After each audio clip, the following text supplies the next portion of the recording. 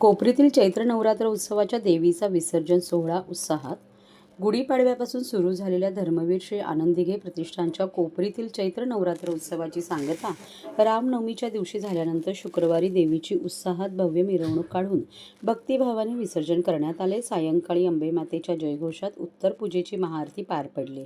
या प्रसंगी उपमुख्यमंत्री एकनाथ शिंदे, वडील संभाजी शिंदे, सुपुत्र खासदार डॉक्टर श्रीकांत शिंदे, पत्नी लता शिंदे, सून वृषाली शिंदे आणि नातू रुद्रांश असे शिवसेनेचे सर्व प्रमुख पदाधिकारी आणि मंडळाचे कार्यकर्ते उपस्थित होते. ठाणे पूर्व कोपरी येथील संत तुकाराम महाराज मैदानात उपमुख्यमंत्री एकनाथ शिंदे यांच्या पुढाकाराने आयोजित धर्मवीर श्री आनंद दिघे प्रतिष्ठानच्या श्री अंबे मा चैत्र नवरात्र उत्सवात गेले 9 दिवस सहस्रचंडी हवनात्मक नवकुंडीय महायज्ञ करण्यात आला. रामनवमी दिनी केंद्रीय मंत्री प्रतापराव जाधव,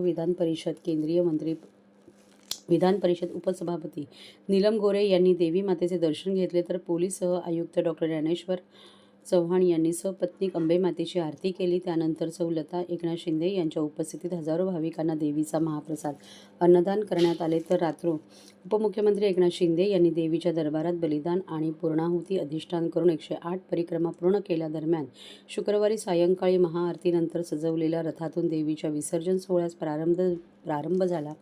उपमुख्यमंत्री एकनाथ शिंदे यांनी स्वतः देवीचा रथ ओढला. या विसर्जन सोहळ्याला खासदार डॉक्टर श्रीकांत शिंदे, रोजगार हमी योजना मंत्री भरत गोगावले, कल्याण शिवसेना जिल्हा प्रमुख गोपाळ लांडगे, प्रकाश कोटवानी, राहुल लोंढे, पांडुरंग पाटील, प्रमोद बनसोडे, जिल्हा परिषद पत्रकार संघाचे अध्यक्ष संजय पितळे आदीसह हजारोंच्या संख्येने भाविक व शिवसैनिक उपस्थित होते. ढोल ताशांच्या गजरात विविध कलाकृती साकारलेल्या पथकांसमवेत श्री अंबे मातेचा गजर करत निघालेली मिरवणूक कोपरीतील भाजी मार्केट, बारा बंगला, नौपाडा, राममूर्ती रोड मार्गे मासुंदा तलाव येथील विसर्जन घाटाकडे मार्गस्थ झाली.